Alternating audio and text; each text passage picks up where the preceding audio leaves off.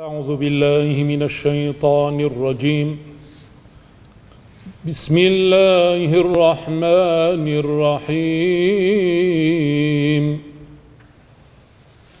إنما يريد الشيطان أن يوقع بينكم العداوة والبغضاء في الخمر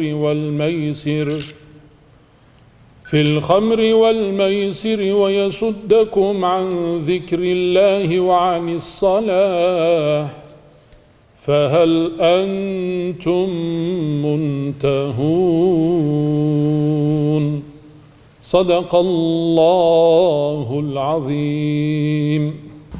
Allah Celle Celaluhu insanın sağlığını ve mutluluğunu bozan her türlü şeyi yasaklamıştır, haram etmiştir. Bu yasaklardan bir tanesi de içkidir. Az önce okumuş olduğum Maide suresinin 91. ayet-i kerimesinde Cenab-ı Allah Celle Celaluhu bizlere mealen şöyle buyurmaktadır.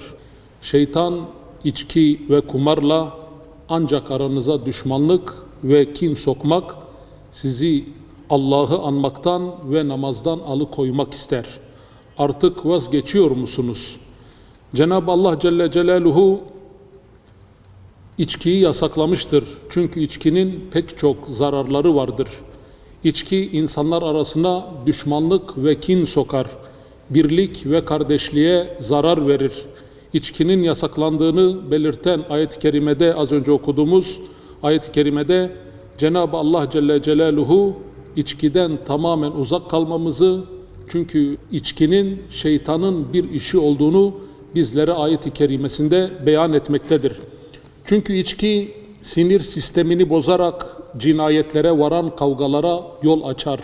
Zaman zaman gazete sütunlarına yansıyan, gerek televizyon ekranlarından izlediğimiz zaman kavga ve cinayetlerin en büyük nedeni içilen içkilerdir.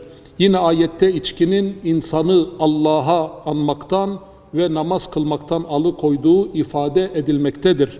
Zamanının bir kısmını içki masasında geçiren bir kimse bu süre içerisinde namaz kılmayı ve Allah'a ibadet etmeyi unutur ve en kıymetli sermayesi olan vaktini bu masada boşuna geçirmiş olur. İçki insanın aklını başından alır. Zaten içkiye hamr denmesi aklı örttüğü, kafayı dumanlandırdığı içindir. Çoğu trafik kazalarının bir kısmı sürücülerin alkollü trafiğe çıkmalarından dolayıdır. İçki insan oğlunun sağlığını ciddi manada etkilemektedir. Maalesef içkiye müptela olan insanların içki bulmak amacıyla maalesef işte piyasada bulunan sahte içkilere yönelip onları almalarından sonra neredeyse yaklaşık 50'nin üzerinde vatandaşımızı bundan dolayı kaybettik. Elbette ki bu durum acı bir durum. Yani içkiden dolayı insanların ölmesi toplumumuz açısından da çok sıkıntılı. Bunun için ciddi önlemlerin alınması, ciddi yaptırımların yapılması gerekmektedir. İçki aile hayatını felce uğratan nedenlerden bir tanesidir. Bugünkü boşanmaların birçoğu aile facialarının yaşanmasının nedeni içkiye bağlıdır. Aile içerisindeki kavgalar, aile içerisindeki cinayetler, aile içerisindeki boşanmaların en büyük sebebi içkidir. Efendimiz Aleyhisselatü Vesselam hadis-i şeriflerinde buyuruyor, İçki kötülüklerin anasıdır. Demek ki bugün toplumumuzda yaşanan birçok olumsuz nedenin tek müsebbibini içki olarak gösterebiliriz.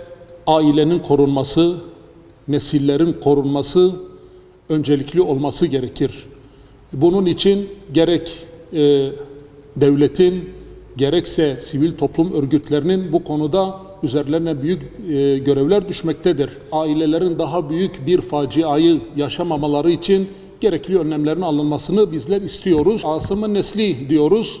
Madem Asım'ın neslini istiyoruz, o zaman buna göre adımların atılması ve hareket edilmesini bekliyoruz.